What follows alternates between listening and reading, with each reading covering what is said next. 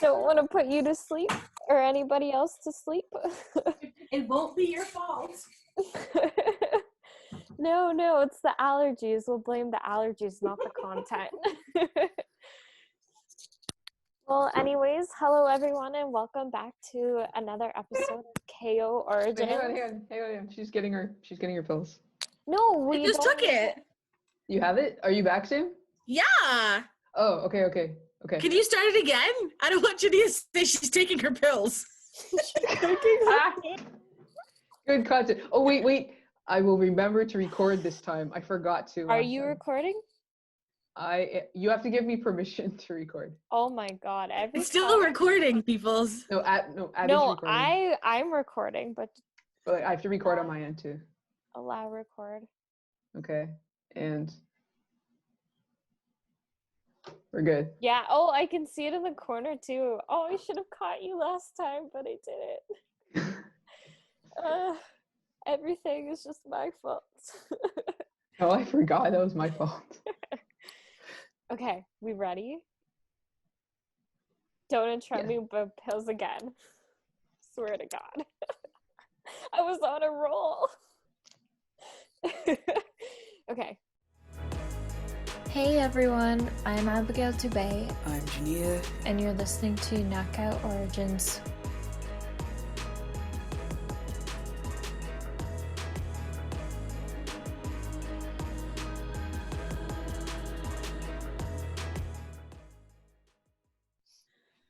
Hello everyone and welcome back to an all-new episode of KO Origins. Today we have another karate legend, Sandra! Yay! Hi! Hey, Sam. How are you guys? Good. How are you? Good. I'm good. I just rolled out of bed. Is that okay? Yeah, Absolutely. me too. Just had breakfast. I was talking to Morgan yesterday and she said she does her meetings in pajamas. So therefore, I now feel it is okay for me to wear pajamas. So. Well, I am in a comfortable onesie right now, so, I totally approve. I don't see a problem. Besides, being more comfortable leads to better productivity, better content, and more happiness for everyone. I agree. So I agree with that. I fully agree. Yeah. There's logic to this, right? So Yes. Anyways, we're not here to talk about pajamas, unfortunately. I mean, we could, but it's a little off topic. So, no, we're here to talk about karate. Yes. And I guess a good first question would be like, how did you get started and how did you find karate? Well, my parents, they ran a franchise up north, and karate has been a part of my whole life, actually. All five of us, my mom, dad, and siblings, we all took it, obviously. And it was our whole world growing up, actually. Yeah. Actually, karate has formed my whole way of working, because having parents who are martial arts instructors, we had a very, very regimented and scheduled upbringing. Can only imagine. Taking the class home with you every day. Oh yeah, totally. But what I like about it, though, in the way that it's shaped me, is that it's given me discipline that's spilled over in many other areas of my life. Like, for example, how I do my schoolwork, because I'm in college right now. And from that whole regiment of following a routine and being disciplined enough to stick with the scheduling and being able to focus really when there are a lot of other things going on, that whole mental fortitude, I think, is very, very important. And that's what's gotten me through college, because being in my, however old I am, in college, it's different from when I was younger and I was taking school courses. So being focused and being able to block out other distractions that are happening. I owe that all to karate. Damn. Yeah. Well, I think like a lot of, especially combat sports, are kind of like that. They require just so much focus and so much attention. Just the nature of them, that it's like it kind of affects you in all areas of your life, which is kind of cool. Yes. Mm-hmm. Yeah, if you don't, you get hurt, right? So, or Yes. could get hurt. I mean, no, this is supposed to be supporting these sports, so no hurt at all.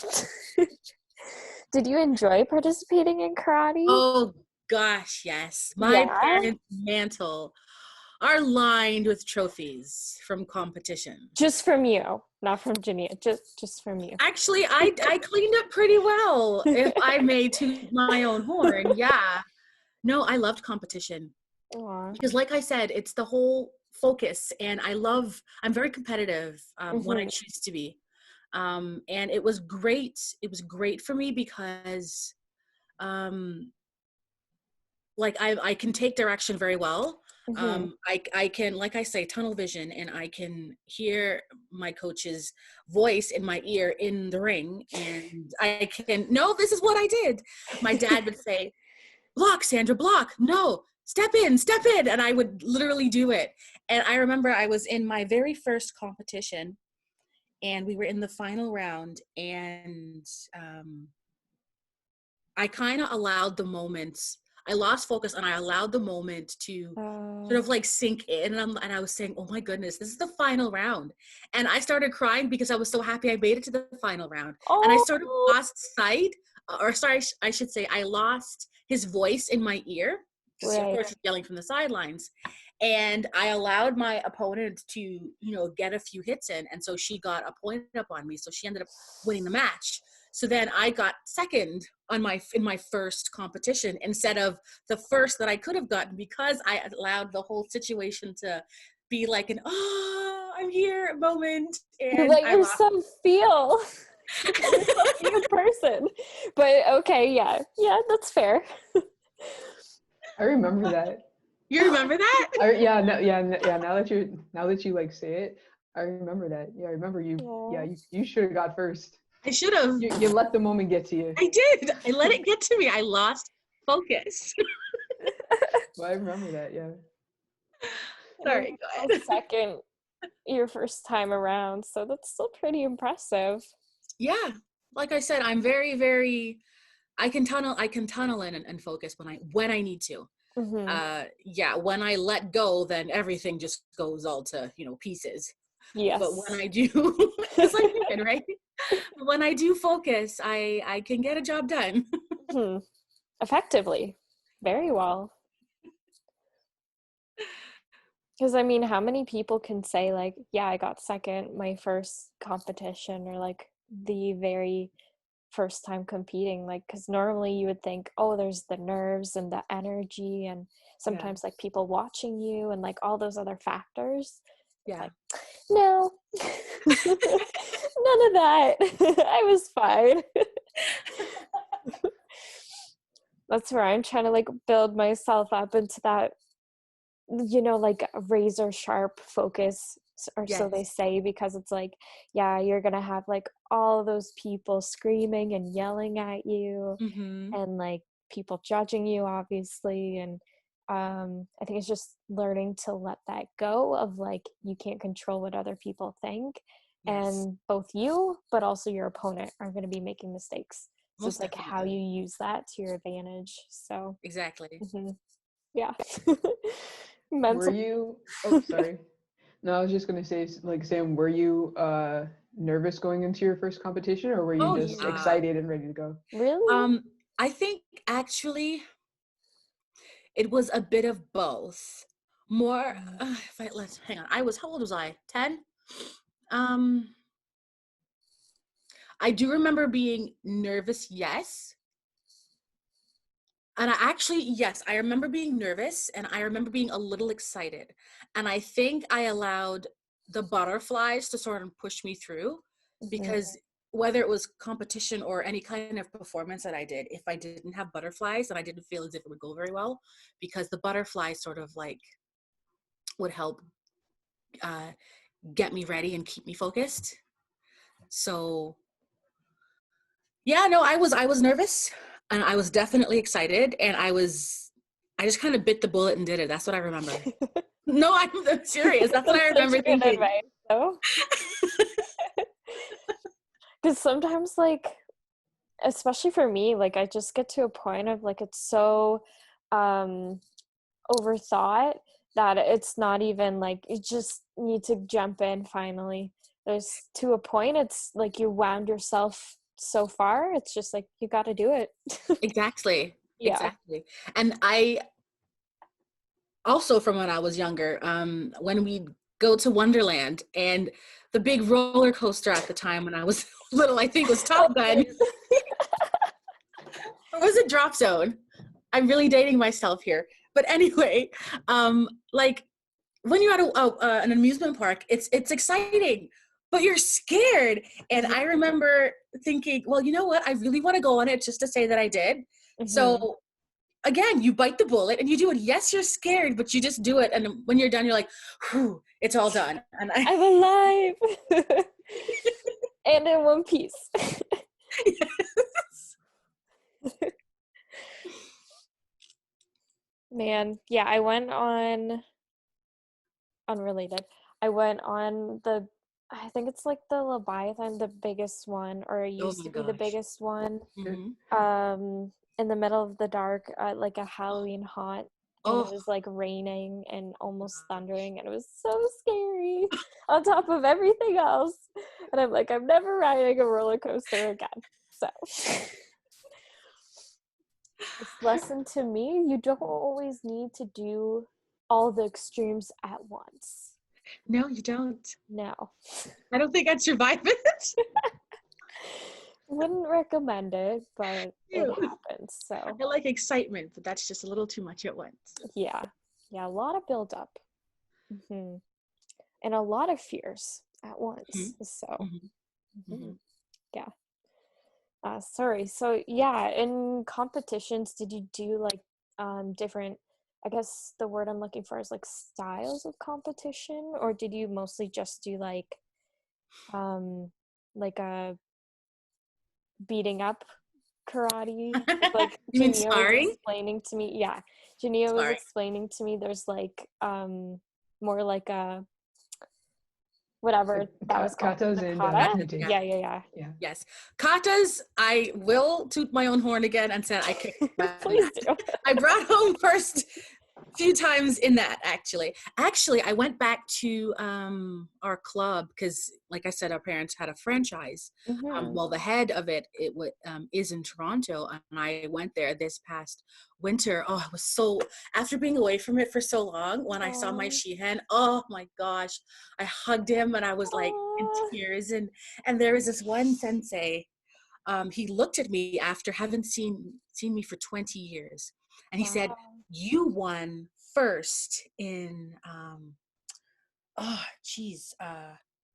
was it Knife and Chi? I forget which one it was. Either way." And I was looking at him and I said, "You remember that?" He goes, "Yes, I remember everything."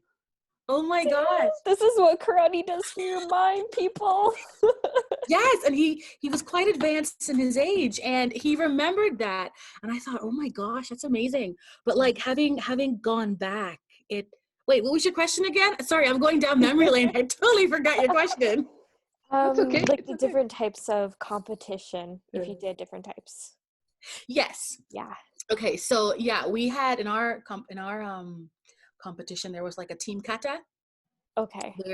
Where chosen members of each club would do the same kata, and you would compete in this routine.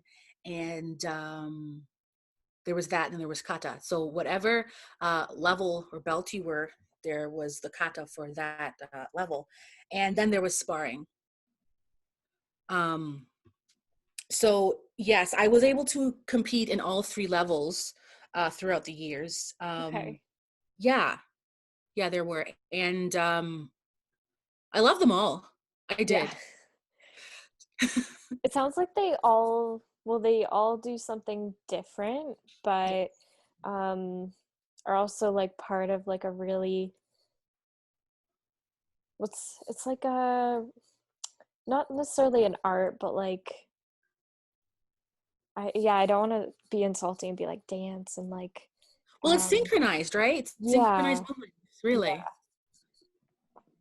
Which And when some you of the look teams at are it is amazing. super cool. Yes. Yeah. It's fascinating to watch. I loved it. It's just very like if you ever watch those like soap cutting videos or like it's just very like mesmerizing and like Mm-hmm. relaxing. Mm-hmm. Yeah. I mean, I don't watch those. I do. What videos? Well, we've I will all admit it seen them of proudly. like the relaxing videos of like the weird textures or whatever the people do, and it's like so satisfying. Have you seen the painting ones where they're painting this masterpiece from like with their hands are upside down and it's like this complete face? Like it's amazing. No. No, Yes, but Stormy, now I I'm watched going those. to. What? Upside down painting. Yeah. Okay. Yeah, That's and at cool. the end he flips it over, or he's drawing actually. He flips it over and it's his face. It's His own incredible. face? No, he's drawing like Oh, someone prominent else's faces, face. yeah, in Okay. history. Okay. Upside down. Oh, yeah, I've seen that. Okay, yeah, I know what you're talking Yes. about now. You need to send Like that to Abby. literally, yeah, no, literally Maybe. drawing it I upside don't down. know. I don't know. It Li- sounds a little scary. It's I don't know about this. it's like it's kind of like writing backwards or drawing backwards, right? You're just drawing How up. do you draw backwards? It's like, You don't want to oh, see me try. yeah, I'll send you the video. What? Maybe I'm just not understanding drawing to its full capacity. So maybe that's what it is. Anyways, what level did you end up getting to? Well, when we stopped officially doing it, I had just gotten my junior black belt because I wasn't at the age to get my first degree. Okay. Yeah, so officially junior black. But when we moved from up north, like we still trained like privately, like amongst ourselves. And our dad taught us, the katas from the first degree. Okay. I never actually went through the testing, the ranking for first degree, but I do know the katas for it. Essentially same thing, right? So Yes. once you learn like all the skills, it Yes. it just comes down to like the official, like the paper, Yeah. all that red How I'm tape. in school for the paper. Exactly. Oh Right? my God, don't even get me started. I could do a whole other rant about that, but school. I go back on Tuesday. Yeah, me too, for the Pray spring for summer you semester. both. And Abby, you're like, yeah, glad that's not me. Ever again. I did 3 years and that was enough. That was enough. That was Yeah. too much. I think I'm a sucker for punishment. Yeah. Yeah. I don't know. I've always been like a hands-on learner, and I mean, to some extent, colleges can be hands-on, but it was just a lot of sitting down, a lot of lectures, and my brain does not do that. So, Neither does mine. I yeah. fall asleep a lot. Yeah. I sleep in all my classes. Yeah. And my teachers still like me, so I'm doing something right. That's good. I mean, you're probably putting like effort in, which they appreciate besides the sleeping. Ew. They would appreciate it. At least somebody's listening. After. So you have to work twice as hard.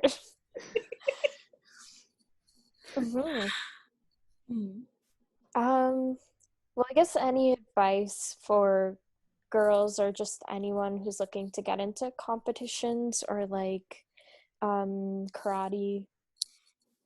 I would definitely say I'm so very thankful that our parents trained us from the age that they did, because I know for me, I have never been short on confidence. Let me just scratch my head and say that. However, knowing that I have the ability to defend myself gives you so much confidence in everything you do, and that helps to shape how you look at yourself in the world, how you look at where you want to go and your capabilities. Because when you've sat through a ranking, okay, so for my Shodan Ho belt, it's in our style, it's the is this the one where oh shit, okay, yeah, go ahead, I know the story, go. Shodan Ho is the belt just before black. And my mom came in for my ranking because she usually did the younger children. She taught the TOTS class. And you know, my dad was tough, okay? Like, he was one of those you look at and with your mouth open, you're like, wow, okay? When I tell you our mantle is filled with trophies, I'm not lying. Every one of us has trophies, okay? And my parents cleaned up in their day. And that, like, when I think of my father, he was an enigma. And then I think of my mother and I think, okay, this is PG, so I will say, holy crap, holy cow. My mom. Well, to be fair, we never said PG-13. Never? It is the internet, so it could be unfamily-friendly content, I guess. Okay, so my mom came in on my Shodan Ho ranking. I cried during that ranking. She's like, you want to get to Shodan Ho? You think you're good enough to go? Come on, take this. I was like, oh my God, woman. And it's crazy because there was always this, okay, there's home life and then there's dojo life, okay? And, you know, yeah, you show your parents respect and all that, but when you're in the dojo, there is no talking back. And I thought, oh God, Sandra, you are not crying. For the record, my father never made me cry in the dojo, and he was tough. Like, we would do knuckle push-ups every class. Like, we do in a session, we'd probably get through like 200 knuckle push-ups on a gymnasium floor, okay? And my mom comes in, and I thought, oh my God, woman, please just leave. Go back to your class, because she had me in tears. Oh my goodness. Oh. So, like, to go back to your question, because I'm great with going off on tangents. She, knowing that I could push through that, okay, be damn good in my testing, come through it, through the tears, and through not wanting to go, Mom, please, in the middle of all that pain, right in front of the entire class, like, for me, that was the true test. And to know that I was able to do that belt after belt after belt, and actually last through our classes, because people would come into our class to, you know, watch to see if they want to join. And after 20 minutes of our warm-up, they would leave. Yeah, think about that. After 20 minutes of our warm-up, they would leave. So when it came down to the people, am I lying, Genia? No. When it came down to our club. It was rough, man. When it came down to our club. People got scared after 20 mintake couldn't handle it. They couldn't handle it. When it came down to our club, we were up north, 2 hours away from Toronto. My dad would take 12 students to Toronto for a tournament. They would all come back with trophies. All 12. So when I say that we were trained tough, yeah, we were trained tough. And to have that training from an early age and be able to take that with me through my entire life, if I ever have children, they're all going in martial arts. All of them, especially my girls. Yeah. My girls are going to know how to defend themselves. They're going to grow up tough. Yeah. Yes, they're going to be as soft as they want to be, because I cry all the time. There's nothing wrong with crying. Well, and I don't being think sensitive. there's like just one or the other. You know what I mean? Exactly. Yeah. Right? But they're going to grow up. They're going to grow up tough and know that they can handle themselves. And I think that's so great for children, for anybody to know how to do, because it's not just children that are taken advantage of. Adults do too. Like they, right? So it's a great sport to get into. And I encourage everybody to at least know takedown routines in order to be able to defend yourself. So that's my tangent. Sorry. No, it was perfectly on point tangent of like, I would just add like the confidence that like knowing how to do like at least attack and like defense and just even the bare minimum, like it gives you so much more confidence and like, yeah, I know what I'm doing. Like, exactly. and learning like it's not necessarily always about size and about bulk or muscle, and like knowing that like you can fight efficiently and effectively is like all the more power that you ever need. So yeah, I think it's like the major misconceptions like, yeah, you got to be this like huge 200-pound guy in order to get anywhere in fighting or like to be effective, and not at all. Probably like the better fighters are the female fighters, arguably. Maybe. This will cause a lot of outrage. But yeah.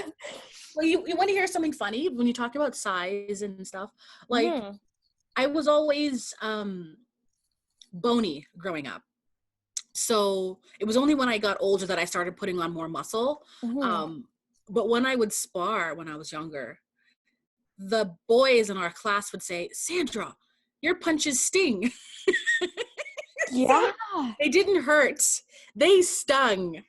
So like it's something some people just have, like that after impact almost, that it like it, I don't know how to explain it. It just leaves more of a sting. Yes. That's a great way to describe it than other people. I didn't have a lot of power. I had speed and it stung. Yeah. So you don't need power behind you. You just need effectiveness. Yes. Because like power is a little like if you get used to someone's power, it's very different than like someone stinging you and being like ouch, like shit. Make something twice. Exactly. The power is like, bees are annoying. Yeah. Everybody runs from a bee or a wasp, right? You run from those things when you're in your car. Have you seen people freak out when they're stuck in a car with a wasp? Me, all the time. Right. All the time. It's always me. Because you're afraid of that sting. Yeah. Ugh.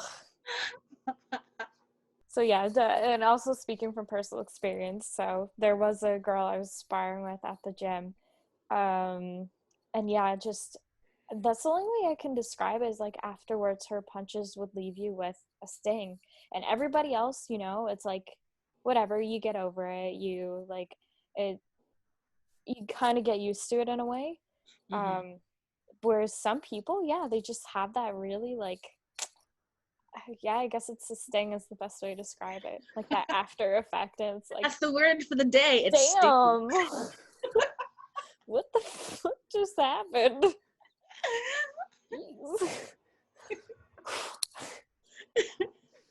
Yeah, something else. But yeah, I really like that answer. Is like, especially for girls, it like gives you that extra confidence of like, yeah, I can handle myself. And it's more like, I guess it would be more of heavy on like what you can do and like the skills you can do, and like the improvement compared to like what you look like, because a lot of times it's so focused on that, and in these sports you don't got time to think about that. You don't got time to be like, oh my god, my hair is like this and this, like, oh god, you're gonna get beat up. So exactly. And that mascara is gonna drip in your eye, so why bother putting it on? Yeah. Oh man, One time I had, I don't know why, I went to get like my eyelash extension. I don't know, they put like chemical on your eyelash and it's supposed to like make it bigger or whatever. And I went to the gym after. Biggest mistake of my life. My eyes were burning. And it's not something you can take off either because it's like supposed to be like whatever, a perm for your eyelashes. Oh my God, the sweat that was going in my eye. I didn't even know I sweat from my eyes. It was just like burning and awful. And I'm like, I'm never doing this again. It's not worth it. Yeah. Can't even focus on what I'm meant to do. So, yeah. Long story short, just don't do it and then don't go to the gym after. I personally don't feel like these solutions are effective. The perms and the chemical to eyelashes. It's a little too close to the eyeball. And I did learn my lesson. So mind you, they look good, but there's a time and place for everything, right? I don't know. I didn't feel like it really added that much for me. Oh, really? Oh, see, I've never had any like things done to my eyelashes. Yeah. I don't know about that. Eyebrows, different story. Yeah. But I mean, well, I've had both. So I did like extension. I've had like the little ones glued in, and then I've had the perm. So one is like putting falsies on, which is fine. Another one is, yeah, the chemical where they like literally like have your eyelashes in like curlers for like 30 minutes and like put the chemical on. And then another one was where they do like, it's almost like a hair transplant for your eyelashes. Yeah. And they put like eyelashes in your like the where singles? they are. Yeah. Okay. They kind of like do it with like little tweezers and it takes like 2 hours and your head is like falling asleep. I've never had that sensation before, but your head falls asleep and you lose circulation and they just keep putting little lashes in and just keep going. But I bet it looked amazing at the end. It did. It was all worth it. Again, the glue and like how much I like to train. Yes, did not mesh well. well. Did not match, no. Again, these things, they sting your everything. So it's just, couldn't do it.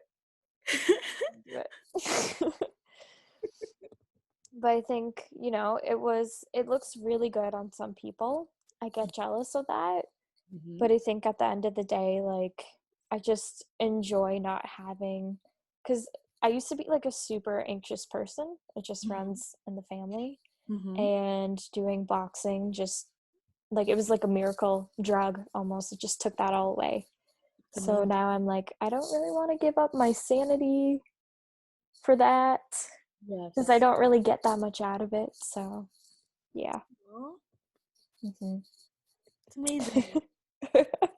Anyways, yeah, just beauty sometimes doesn't always mix the industry. Unfortunately. Actually, Layla Ali, she was on this one show that I was Sorry. She was on this one show that I was watching. It was on the Disney Channel back in the day. And she was talking about just what it's like being a girl when you are in a sport, right? And she was saying, actually, maybe this is where I got my perception on that from. Like, there is a time and place for everything, because I remember clearly she was in the ring, with her headgear on because she was training.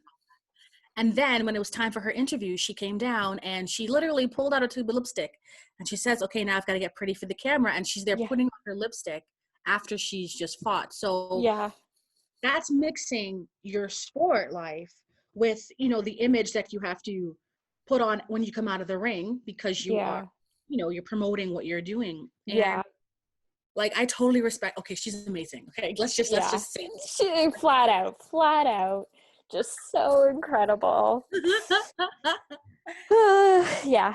that shows that you can mix the two, and you don't need to like I feel as if you don't need to abandon one for the other. You can enjoy both worlds, because like for me, balance is everything. When I'm not eating properly and I'm not training properly, I'm out of balance, I'm out of whack, and I don't feel good. And I love to wear heels just as much as I like to wear my running shoes or combat boots, right? And then I love to go barefoot, right? So I think balance is the thing, and as long as you're in balance and you're happy with it, then that's just my thing. Yeah, I feel like I was always like really nervous to go like too far one way or the other way, and I wasn't sure if like either space would give me the opportunity to like be myself completely, because I was always afraid like excuse me, allergies getting in the way. Oh, yeah. It's a bad allergy day. I sound like I'm sick, but I'm not. It's just so much congestion. Yeah, I always felt like, okay, if I, look a certain way, or I'm like too girly in the sports world, oh, like they won't take me seriously. Oh, they'll say certain things about me. And I won't be able to get to a certain level. And then vice versa for the other side, right? Of like, oh, you can't, you have to look a certain way, be a certain way to be sports, and you can't be trendy, be fashionable, whatever on the other side. So I think it's like, I wish I had seen that. That would have been so awesome. Oh gosh, yes. More like of that representation that you could do both. You don't have to be a specific way. Yeah. So well, like so lacking.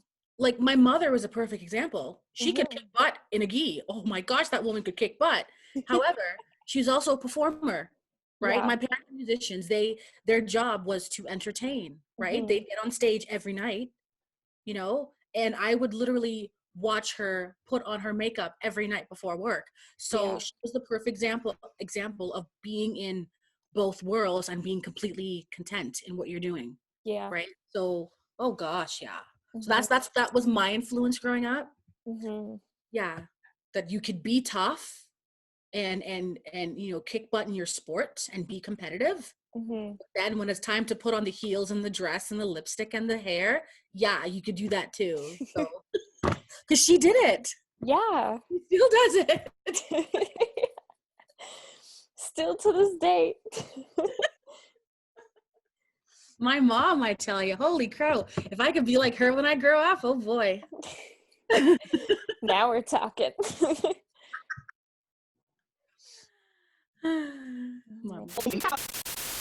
We got kicked off, so we had to very savagely. Had to come back now and finish it. Yeah. Where the hell were we? I don't remember. All I know is I just talk when you ask me questions. And apparently I talked so long that we got kicked off. Ain't that grand? No, we got kicked off last time too, so. Okay, good. I don't feel bad. Yeah, it happens. Whereas I think we're talking about like women being empowered by sports or something, and to both look pretty but also be confident and kick ass. Absolutely. Probably something like that. So probably it's like my most favorite subject of conversation. So yeah, and I don't feel as if there needs to be a separation. Like bottom line, I don't even see why that needs to be an issue. But then again, I don't normally think like other people. So I feel like most of the time, whenever I get that from other people, I mean men. It's usually like a men thing, you know what I mean? Like women are very much like willing a bit to be more fluid about like what you want to look like, what you want to do, and like it seems to be men have that very like hard time letting go. Yeah, I agree. Of that ideal, just in general. Yeah. And I wonder if it's like a factor of intimidation too, because I think of the Williams sisters and Serena in particular.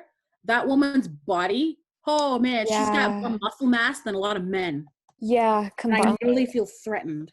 Yeah, I think it's like because actually there was a girl she's like a personal trainer, and she like does body whatever competitions. Yeah. And she was lifting like an insane amount. It was like 400, 500 pounds. Oh my gosh, that's awesome. And the guy next to her like was counting her plates and was like panicking to himself, like, oh, I have to, lift this much just to be as good as a girl, and it's still that like mentality of like, for whatever reason, they can't let go. Let Like go. Yeah, I can less see to that. them to be less than a girl or to do less than a girl. Well, you know what? On the positive side, I hope that inspires them to try harder. To be better.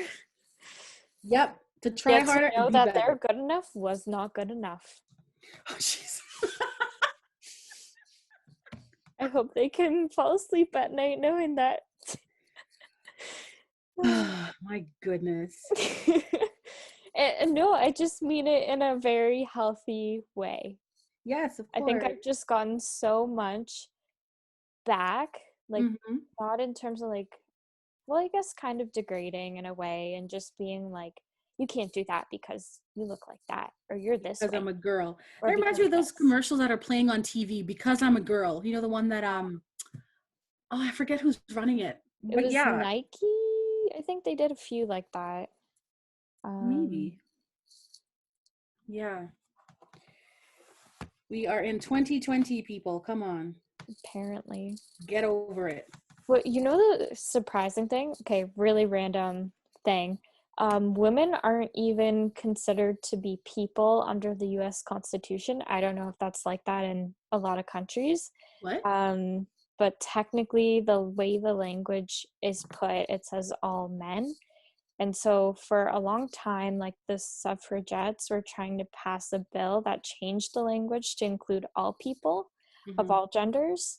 And it still hasn't passed. It still needs like 2 or 3 more states to like ratify it. Oh my gosh.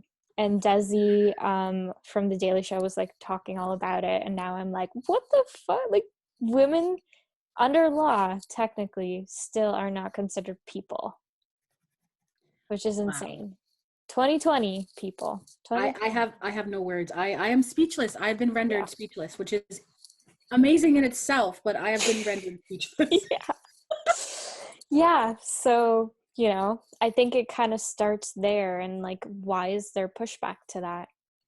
Why has there been so much like, if you're not scared of what women have to offer, and we're so inferior, why not just let us be people? You know what I mean? Just like, if you're that not intimidated, just why not just see what happens. Like, oh gosh, I don't know, could be fun. Letting people be people.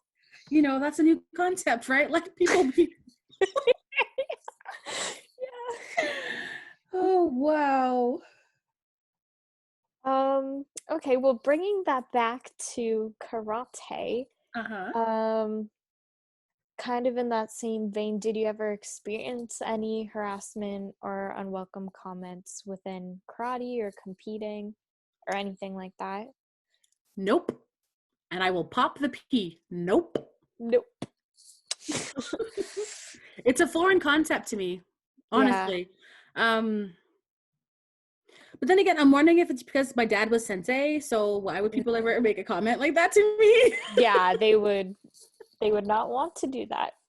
But I think even in my life right now, like outside of that world, I've never had comments like that made to me, and I guess it's also because of just the way that I am. Yeah. I don't tolerate people speaking to me in a degrading manner, so I feel as if they don't even try, because if they were to mention a comment that's degrading about women, well, I come back and clap them very hard. So yes, they don't have the opportunity to explore that idea further, at least when they're around me. So I think that's probably why I've never experienced that. Yeah. And I think that goes back to what my confidence levels are. And like my 8th grade teacher, she had this poster in our classroom that said, no one, oh, was it her husband? There was a husband and wife team. Anyway, maybe it was him, but it said, no one can make you feel inferior without your consent. Yeah, it was like Eleanor Roosevelt, I think. Yes, That maybe. quote. Yeah. And then there was another quote that I saw around, I think it was on Facebook. Be careful what you tolerate from people because you are training them how you want to be treated. Yes. Yeah, that's something I've had to learn. and that speaks so much, like so it speaks so much to me. Mm-hmm. And I live my life that way, without even having heard that quote. And maybe that comes from my parents. I don't know. Well, actually, probably did come from my parents. Yeah. A lot of what I'm saying has come from my parents. But like, you give people permission in how you want them to speak to you, how you train them and how you want them to talk to you, to treat Mm-hmm. you. So if you want, or if you don't mind being treated in a certain way, that's the kind of attitude you'll tolerate. Mm-hmm. Otherwise, you won't. Yeah. I feel like it took me a long time to come around to that idea and to feel comfortable with, like, honestly, that environment wasn't healthy for me. Yeah. And I ended up switching gyms and, finding a way better place that doesn't have such it's quite narrow, their Mm-hmm. view of women. And it's interesting, like, to hear, like, yeah, like, usually they'll beef up, like, the talk about women when women are there, and then, like, behind their backs, like, they'll be shit talking and being like, oh yeah, so and so, like, had a baby or whatever and they can't do this anymore and blah blah blah. And it's just like, it's interesting how quickly the tables turn for Mm-hmm. some people. Mm-hmm. um and just knowing that, like, it's okay to, like, find a better place. Absolutely, it's okay to leave. Yeah, and it's like, you're not the bitch or, the person in the wrong. Yeah. This person clearly has issues, and Yes. it's not going to get resolved by you being nice and backing down. Like, um, and I think that was something that was, like, a long time coming, and I'm Yeah. finally, like, starting to learn that. Well, that's excellent. I'm Um, glad to hear it. and I think, like, yeah, the combat sports really help with that. Like, they're really great, I think, especially for women, Mm-hmm. um, to be able to, like, have a voice and know, like, when enough is enough. Like, Mm-hmm. at least some, I don't know, maybe, yeah, it comes down to the parents and, like, not giving your child the strong leadership or the ability to, like, say no to things that you don't feel comfortable with, and knowing that, like, there's kind of a good balance of Yeah. being like, if someone's disrespecting you, you don't like it, well, what do you want to do? Like, what are the options? And not feeling guilty for that is huge. Most definitely. Yeah. And I'm actually very happy now that people are starting to know that it's okay to not agree Mm-hmm. with other people. It's okay to not think the same way. Like, I mean, and I say people and not just women, because I kind of feel as if this message needs to be brought right across the board to anyone who is in a position where they are made to feel less than, because that infuriates me. Who gives other people the right to treat people that way, as if they're less than? We're Mm-hmm. all human beings. We all have a right to respect, right? Now, Yeah. I understand that respect is earned, um, but there should be a common decency, like we call it Yeah. now, with kitchen training. Yeah. I know, like it's not common, but I am glad to know that people are learning that they don't have to tolerate bad behavior. They don't have to Yeah. tolerate it. And that if you do experience it, it's okay to learn from it and leave. There's nothing wrong with it. You don't need to feel guilty. Yeah. I think that's like the Oh, that hugest pisses me part off. of like, for a long time of like having such a ingrained like innate culture of like, you have to be nice, you have to be like polite, you can't, offend people even if they're the ones being the rude one. And I'm just like, honestly, it's not worth it.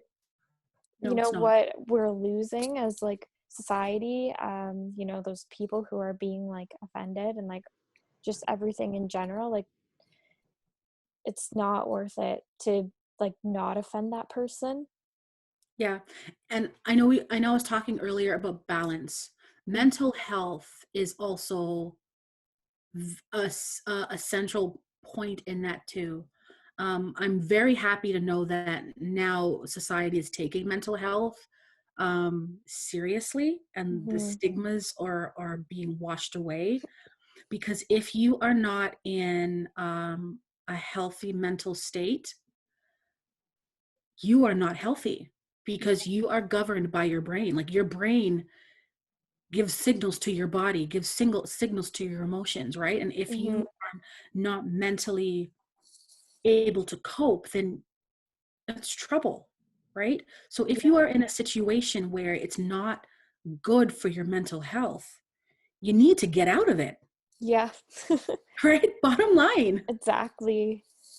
Well, And it's and, funny because and Genia and I were talking about that the other day about like how easily like your body shuts down from yes, stress, yes, and just even like feeling so sick, and like how many diseases right come from being stressed out, and it's just yes, crazy. it is. It is. So like if you are able to get out of an unhealthy environment, um you need to find every fiber in your being to Yeah. get the strength to get out of it. Whether it's a toxic relationship, whether it's a toxic gym, Mm-hmm. whether, you know what I mean, Yeah. like your mental health should be the most important. Because I always go back to when you're on an airplane and the flight attendants are doing that video about the oxygen masks. They always say put the oxygen mask Yeah. on yourself before you put it on your child, because if you're not looking after yourself, how can you look after your child? Yeah. And if you don't take care of yourself, how can you help other people? Exactly. Like it's all encompassing. So yeah. Mm-hmm. Yeah, I agree. Yeah, it was like probably one of the better decisions I've made in terms of like my training, and I don't know, I just always had a feeling like I could be doing so much more, and I feel like Mm-hmm. I'm missing out on getting like the full experience. Mm-hmm. So I was kind of like out there shopping, like looking for options. Yeah. Um, and for a long time, I was feeling kind of guilty because I'm like, oh, I should be so loyal, yeah, like to the gym, and everyone else is so loyal, and this and that. But at the end of the day, um, the coach wasn't giving me like enough, not attention per se, but like enough like adequate teaching. Mm-hmm. Not enough like muscle memory, and not enough like actually like instruction. Yeah. And the way the instruction was being given, it was like always like over my head, and um, kind of more like a lecture, like being talked at instead of being Uh, shown, which yes. we all kind of learn differently. And I Yes. got really frustrated because I'm like, you're not teaching me how I need to learn. Yeah. And it felt like I was just, you know, taking 5 steps back and then maybe 1 step forward, when I know I could be leaping by now. I could be 10 steps ahead. Mm-hmm. So it was one of those feelings of like a disconnect. Yes. And yeah, so I decided to go to a different gym, luckily, which is in hometown, Guelph. And I'm just like, uh, does everyone like train like this all the time? Like it's just so efficient. And I think I lost like 10 pounds just from the difference in Wow. training. and the regimen and the conditioning. I Yeah. was like nothing else really. So yeah, I was like, and just the amount of work or like the expectations are different. Like they expect you to meet them wherever you are, and then as long as you work hard, they're going to work hard with you. Right. Which is so different. I'm like, I'm used to being the one like constantly being on my coach, like, can we work, can we do this, can we, like, and then yeah, just not getting anything back, right? So yeah, at the end of the day, you can't feel upset for yourself for not knowing what you don't know, and they refuse to teach you, and then putting you in a situation where you are unprepared. So it's different if you prepared a lot and you made a mistake, like, okay, get a little upset. But like when they refuse to teach you anything at all, it's really different. refuse to teach you. Yeah. And you were a paying customer? Yeah. You know those two words don't like go together, right? It was the most bizarre situation because I would go there and they would be like, oh yeah, like let's throw you in this and throw you in this sparring situation or this fighting scenario.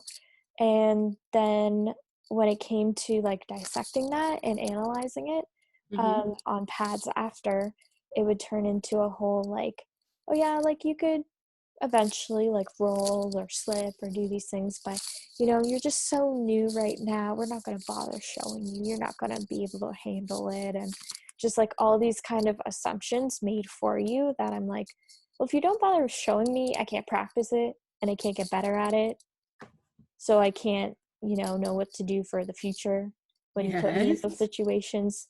So it was just like this weird cycle that didn't need to be there. No. And sorry, I'm still stuck on the whole, you were a paying customer and you still had to ask. Yes. To be taught. Yes. I can't wrap my mind around that. I'm sorry. I don't know. It's a very interesting setup for sure. And I feel like when I came around to it, it was like constantly me kind of hounding the coach to do things or to be like, hey, can I learn this? Or like, is it okay for me to like want to learn these new things? Or like have curiosity to like learn that. And then coming here and like addressing the coaches here and like asking them questions, and they're more than happy to answer them and be like, yeah, let's try it out, let's see how you do. It's more of like a, you know, testing where your level is at, gauging, and then, you know, building you up to the biggest level. And I'm like, why couldn't you just, you know, see where people are at? They might surprise you, and then take them to where they need to be. I'm like, isn't that the point of teaching people? Yeah. Maybe I'm wrong. Yeah. Maybe I have this whole thing backwards this whole time, but yeah, it just felt like the opposite way of going about things, especially like, I mean, maybe some people learn better to be thrown into situations like that and they figure it out for themselves.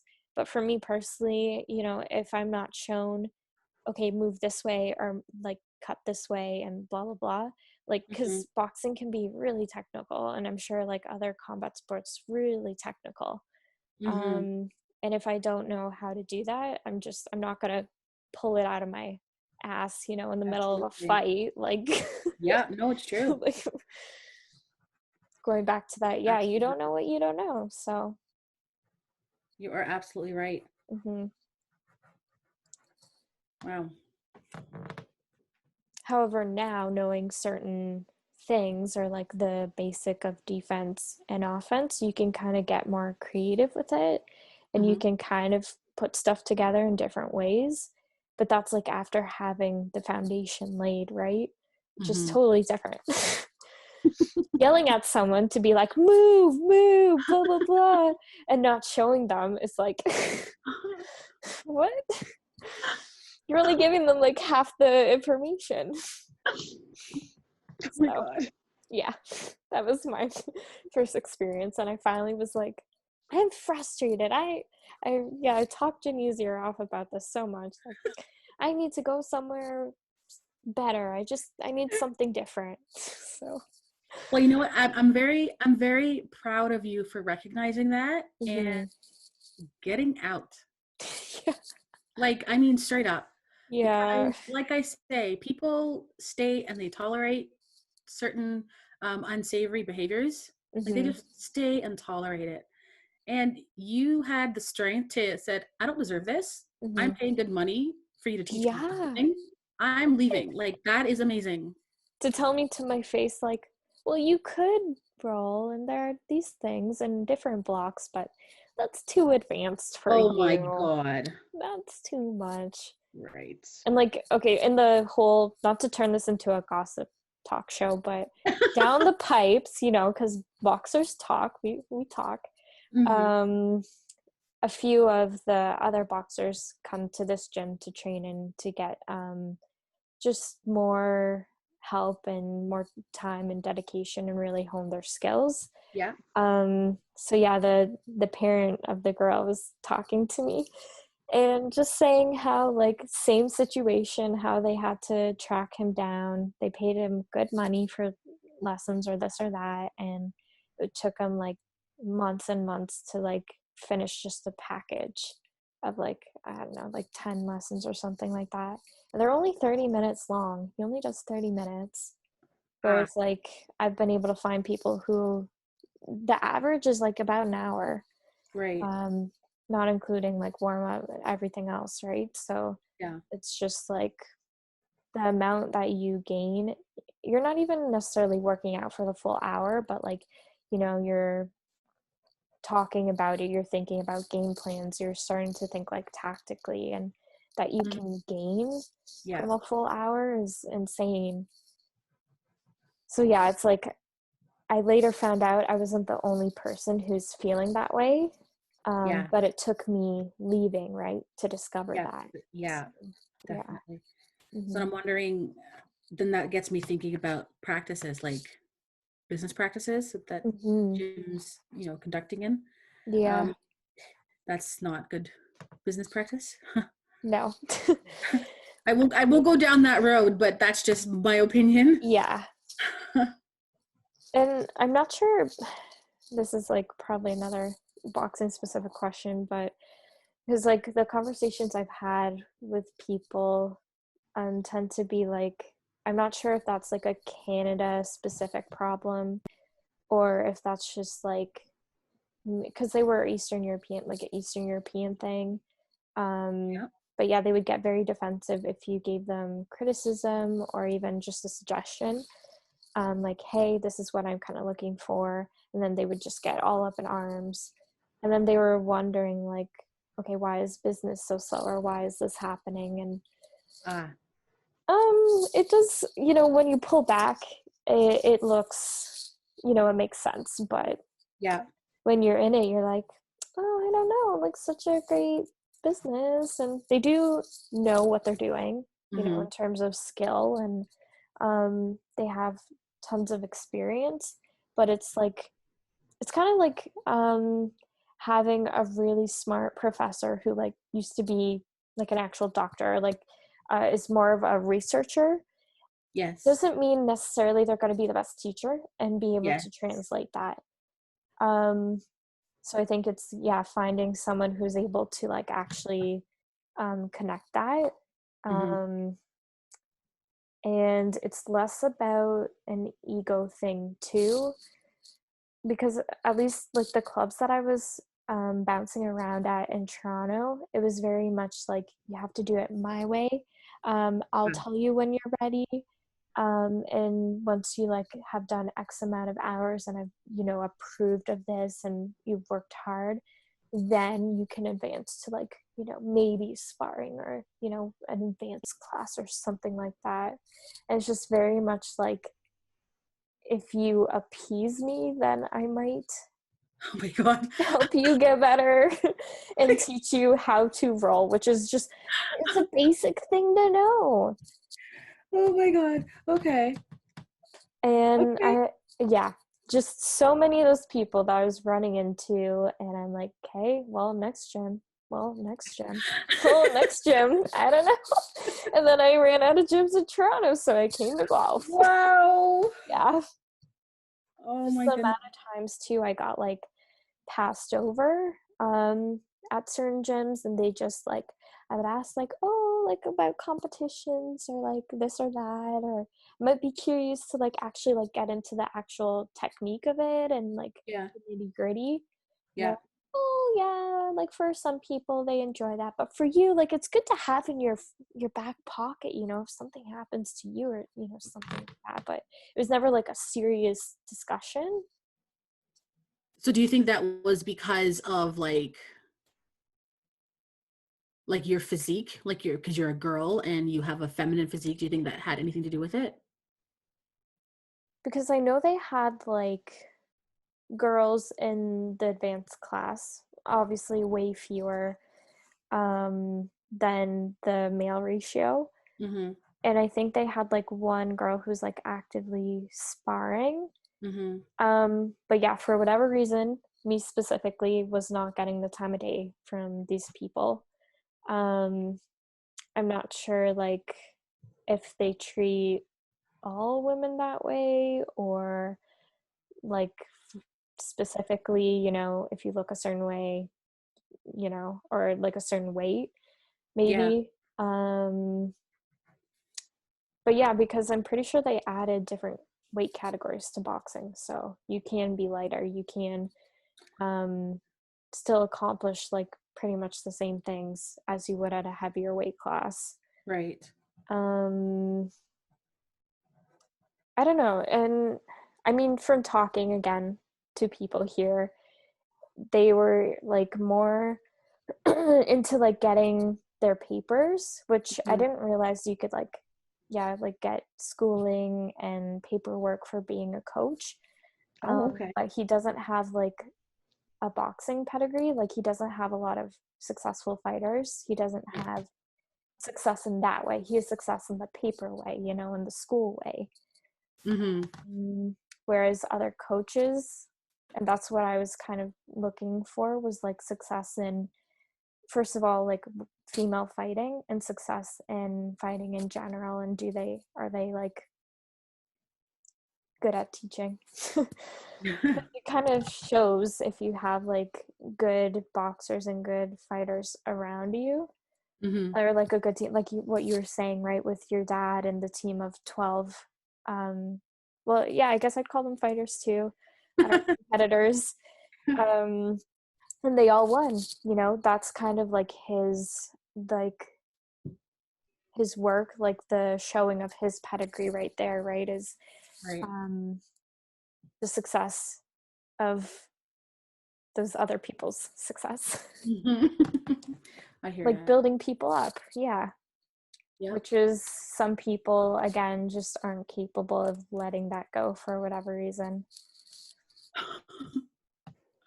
It's Oh, interesting. The people I've just come why are people so across for funny? whatever reason. That's why I was curious to ask those questions of like, oh, did you ever experience like um offhand Mhm. comments? Did you ever experience whatever? I would just like, you know, go to a gym and someone would say this bullshit to me. I'd be like, I would end up getting into an argument with them, you know? So it's just better for me to like have left, I think, in general. Because like Gosh, no, offhand, I yeah, think people that's would be like, blatant discrimination. oh, Just for that. you're weak or whatever, Yeah, it's just out blatant. of random. And I'm like, I just started, you bitch. Like, what the fuck do you think? And they'd be like, whoa, whoa, whoa, no need to like get defensive. And I'm like, you provoked me. You're the one who started it. Oh my God. So yeah, just so many stories. Wow. Because when I've Yeah. gone to other, because I did go to another gym, Hmm. like I did not experience that at all. Interesting. So Yeah. I don't know I'm whether not sure if that's like maybe a sports specific thing or if it's like a club specific, maybe. okay. Not sure. Yeah. Now I do know that visiting other clubs, Mm-hmm. like there's the whole like showing off aspect to see how good you are kind of thing. Of course, yeah. Competition. Yeah. Yes, competition. Um, but it was never you can't do this because of whatever reason. It's like, okay, let me see Mm-hmm. what you got, right? Yeah. Show us first and then we'll Show address me. that. Yeah. Exactly. Yeah, that's why it's kind of it's strange for me to hear that because Yeah. it's always from the other angle. Okay, you say you're this, well, show me, let me see it, prove Yeah. it, right? Yeah, You're for proving sure. yourself. You're not being talked down to saying you can't because of whatever reason, or I won't because of whatever reason. It's like, Mm-hmm. prove it to me. Yeah. That's Yeah. all you can do is try and to show what you know and what you have at that time. Mm-hmm. And then their job as a coach or like as a teacher is to like help you improve on that. Mm-hmm. Of course. Essentially, but Right. That's why again, you go into teaching. again, You some teach people people. I think go into coaching as like a more well, they see like whatever on TV or like a high paying thing and they just want to do it for those offhand reasons. Um and think like either quick money, quick fame, quick whatever it is, and they just want to do that. Which okay, great, but how many like other fighters that you're not investing in that you're turning over that you Right. missed out on? How many like if you had taken patience or actual like focus with them, would you have been successful? Or like how many championships or things like stepping stones did you miss in your like, huge goal of just like I need to be this way and accomplish this? Definitely. Yeah. My thoughts. But something I have had to Deal with. experience, I right? am So so sorry. That sucks. well, it's interesting. I'm not sure if that's like maybe it's just a sports thing or if it's yeah, again, I just kept finding the wrong clubs until I found the right one. So Well, I'm glad you only were a able matter to of find time. it. Yes. Yeah. Good ending. I like that. Yeah. Yeah. Takes time to find where you're meant to be. Absolutely. And that's a great way of looking at it too, instead of thinking, oh, because of whatever reason, they don't like me and I can't do this, so I'm just gonna Mhm. quit. So I like that you persevered and you kept pushing until you found what it is you knew to be right for you. So I'm Mhm. happy for that, Abby. I am. Oh, thank you. Mhm. Yeah, I mean, I'll be honest, there were so many times where I was like, I'm gonna quit, like I can't do this, I'm terrible. And like just feeling like, yeah, all the onus was on me. Mhm. But then, yeah, I'd talk about it and I would be like, hold on a second. I mean, inside, like in your gut, it doesn't feel right. And you're like, something isn't settling well. Mhm. I'm trying my best, I'm trying my hardest. Um, but at the end of the day, like it's really hard to like teach and just coach yourself right from the get-go. Yeah, it is. And It I is. think, being able to see that and be like, okay, need a new game plan now. Like just need to start over. I know like I really enjoy this. I think I could potentially compete in it. Um, I just need to find a new game plan. Yeah. Those So. were those were definitely those were definitely the the people training there just were not didn't know how to teach. Mm-hmm. It was like that was really the bottom line. They just didn't Yeah. know.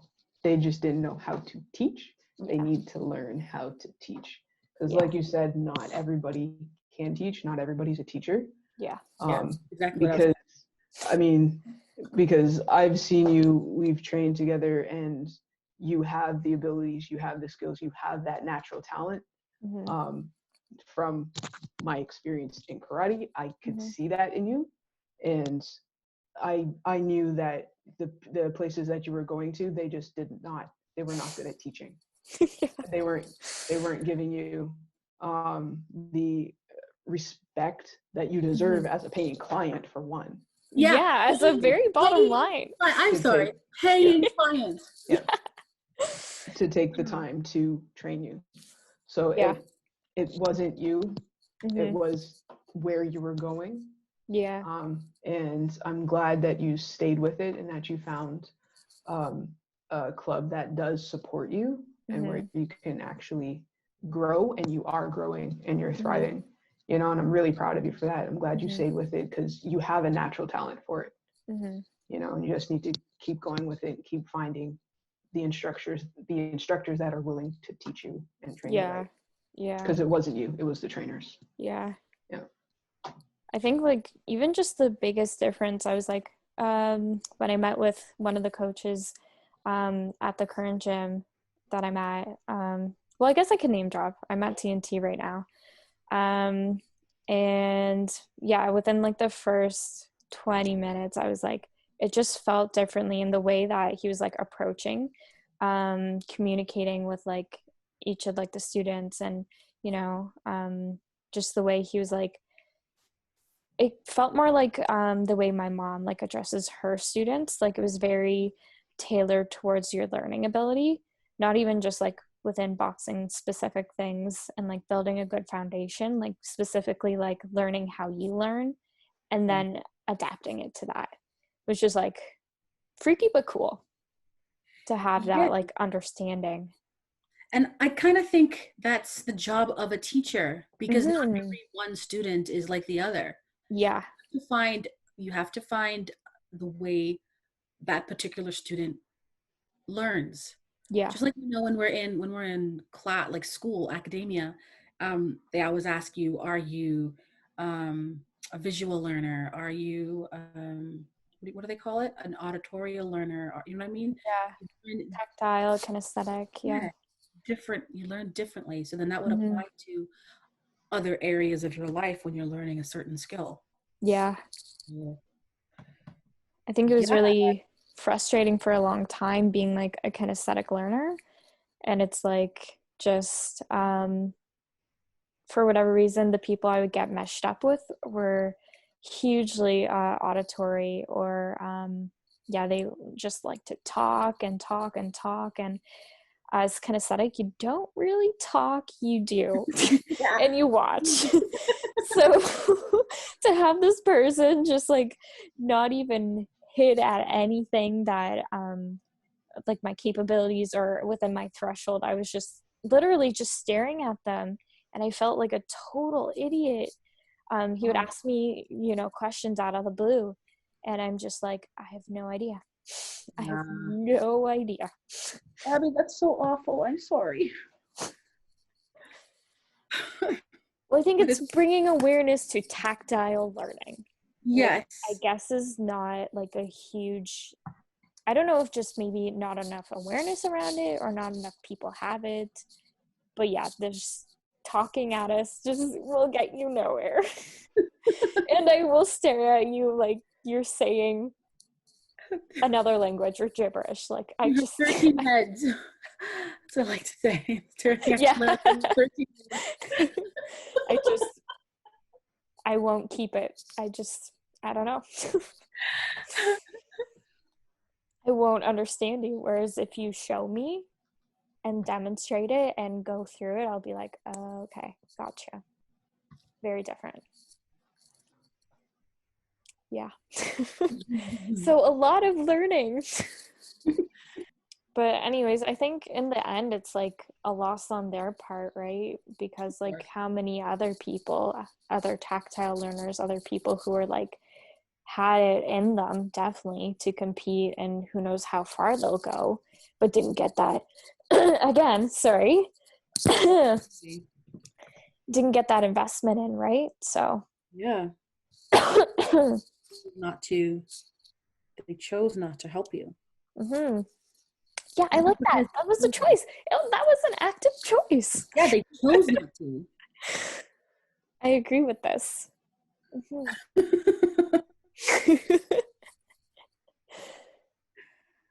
Well, anyways, I could keep talking for hours and hours and get rebooted off of Zoom, but I think that's enough tangents for today. Thank you so much for joining us and being willing to talk with us for this amount of time. Thank you for inviting me. I enjoyed it. And I need to see you box. It has changed drastically. Please note from where I started. But I think that's the important thing to remember is that everyone starts from somewhere, even at the very fucking bottom. Oh, I understand that. But I mean, hey, I was watching the London Olympics the other day because they tape like every single bout from quarterfinals to finals to like the gold medal bouts. Yeah. And it is insane to even see at that level people are falling on the canvas, they're losing balance, and both parties, red and blue corner, are getting hit or they're getting caught. Can I tell you why? Everyone makes mistakes. Because they're human. I don't know why. Again, this is from the old club I used to be at. They got it in my head that like, oh, once you get hit, it's over. You know, it's over. Your fight is done. It's just right. And that is the worst possible thing to do because your opponent is going to see that, oh, I made a mistake and you're feeling not confident. Mm-hmm. You're done. You're done. And then you lose because you gave up mentally. Can I tell you something my dad used to tell us? What? I want to hear it. If you mess up, make sure you look good doing it. Oh, I love that. Do you remember that? If you're going to do it wrong, make sure you look good doing it. Yeah. And Ki loud. Ki louder, yes.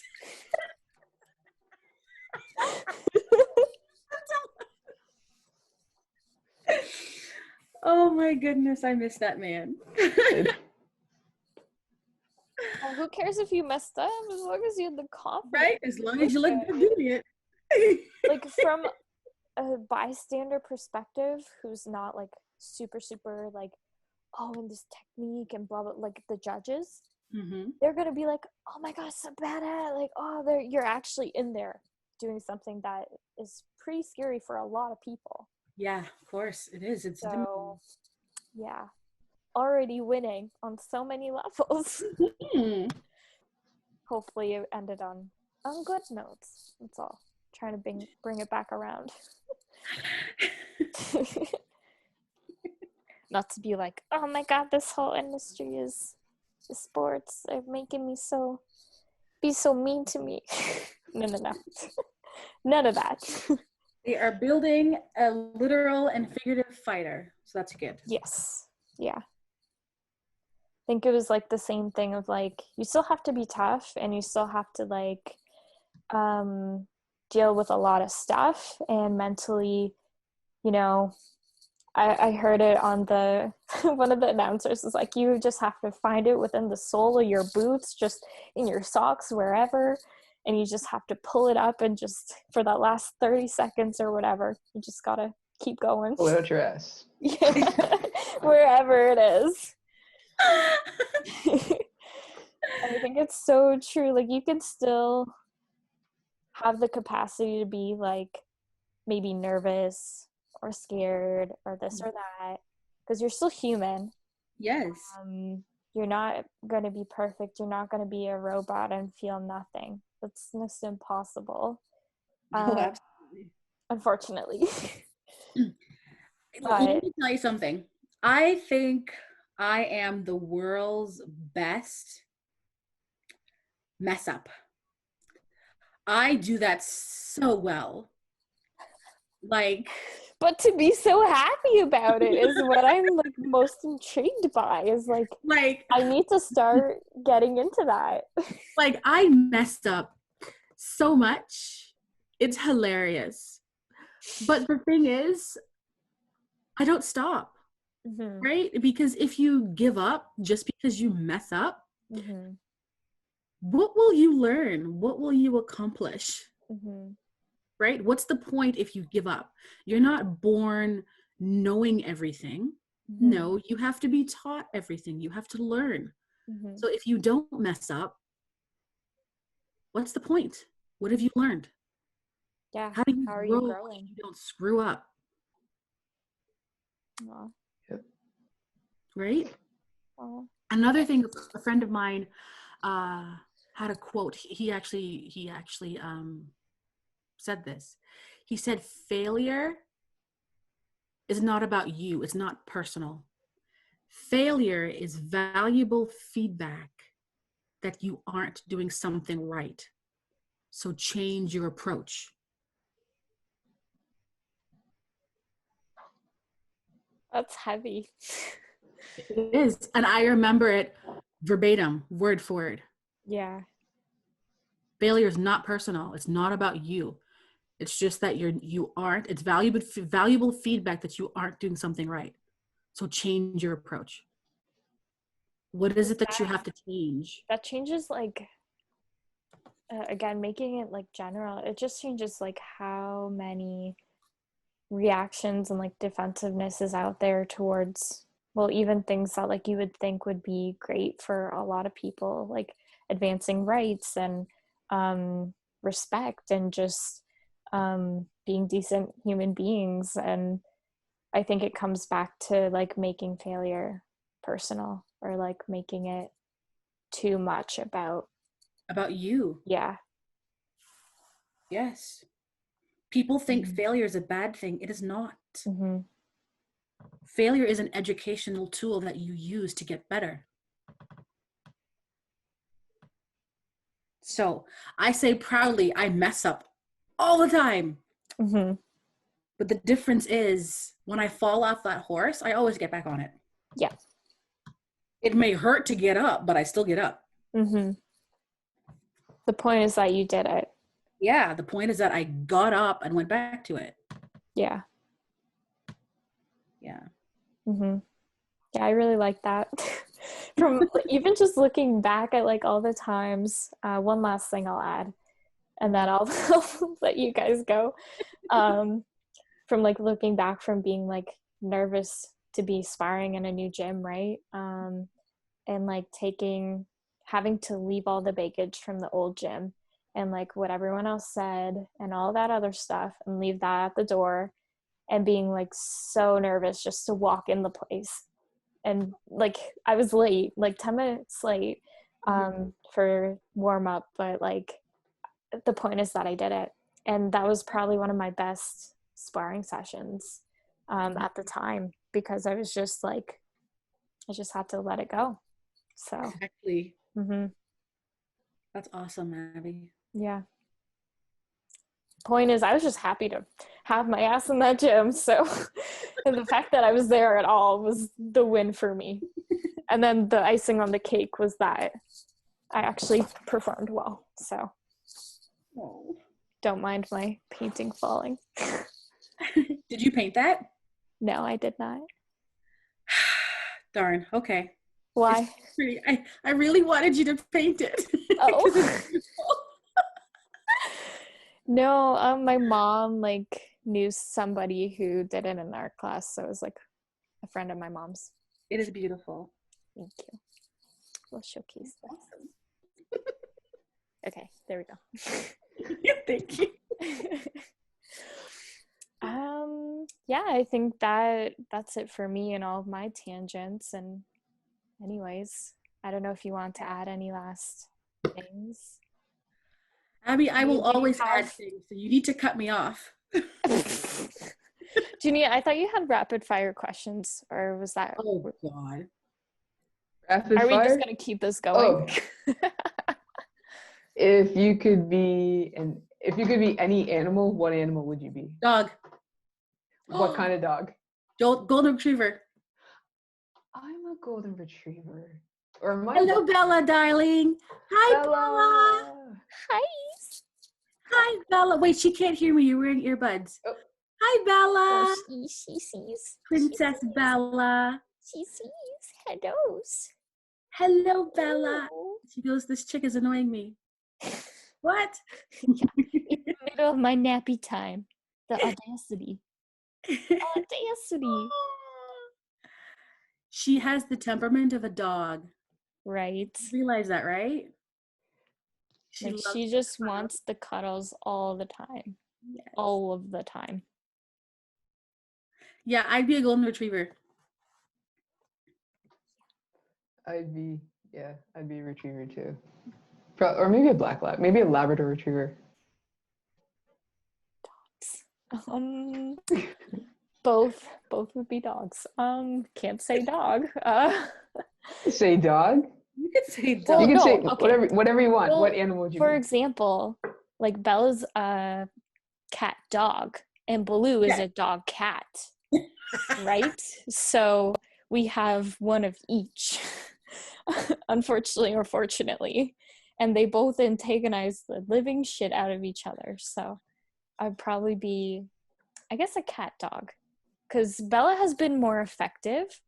Of having both, Bella has been more effective and badass in fighting the 90-pound dog who was like 10 times her weight and winning, antagonizing said dog, and also fighting off hornets and fighting off just angry, gross insects.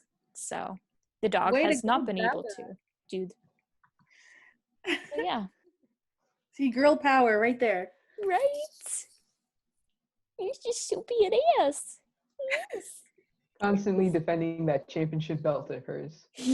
Constantly. Don't you the gold medal around her neck? Yeah, I had to. Because I don't think I told you, fun story. Hello, butt. Sorry. KNF butts. She and Baloo got into a little bit of an altercation, a little bit of a physical scruffle. And guess who had 0 scratches or anything wrong with them and was just 100% happy and healthy. And meanwhile, the dog was like downstairs bleeding and and like 90 pounds.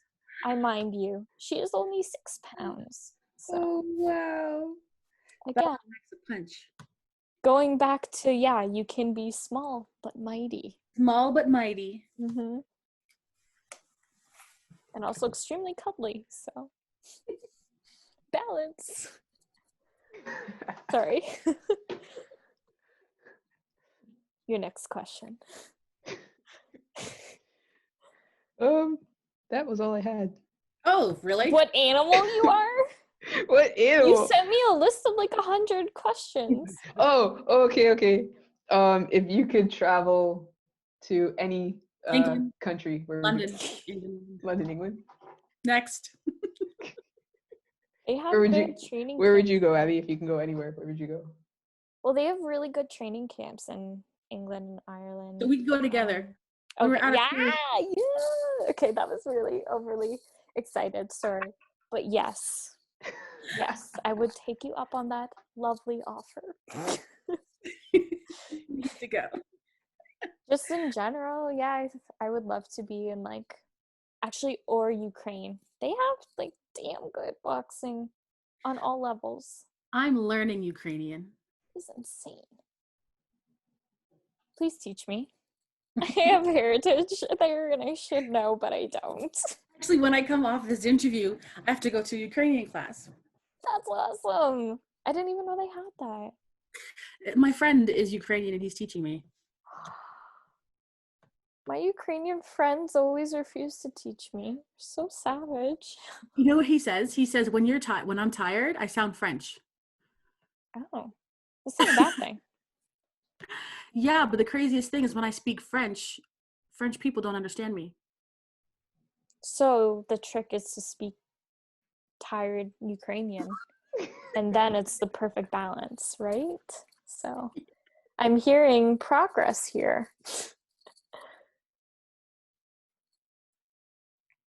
Where would you go, Genia? I would go. No. I would go to London too, because they have some sick skate parks there. Skate parks. And I go back Okay, to it just Hawaii. froze there. Okay. Oh shit! Yeah, we're gonna get cut off. All right. I was like, I go to London as well. They have some Okay. really cool skate parks there. I want to hit up the parks. Okay, so we're all gonna. We're all gonna go. We're all gonna go together. I want to go back to Hawaii because Hawaii is the shit. Oh yeah. And I want to pretend that I'm like Ezio Auditore from Assassin's Creed and free run on the buildings of Venice. We're gonna have to Would take do that Morgan. right We're gonna have to take Morgan because Morgan said that when she goes back to England, that I have to go because she's like, I want to be there when you Can we see all all these go? things, and I get to hear you squeal because I'm one of those. Oh my god, there it is! And I'm like speaking an entire sentence in like dog pitch. That would be so fun. Would love that. Hopefully everything lines up. Yes. I want to go to every skate park in the world. That'd be wow. You know that's crazy, right? I know it's crazy. Yeah, but that's why it's a lifetime thing. Yeah. All right. I'll tag along. All right. Before we get booted off again. Yes. Should we officially sign off? Yes, we should. Mm-hmm. Okay. Thank you for having me on. Thank you for joining us. We hope everyone enjoyed this crazy, directionless, sometimes tangent-filled, not just you, I'm saying me too. Oh no, I own that. Discussion. I go all the time. So yes, thank you so much, and we hope you enjoyed, and we'll see you next time. Peace. Bye, guys. Hey everybody, I'm Genia. I'm Abigail Dube. And you're listening to Knockout Origins.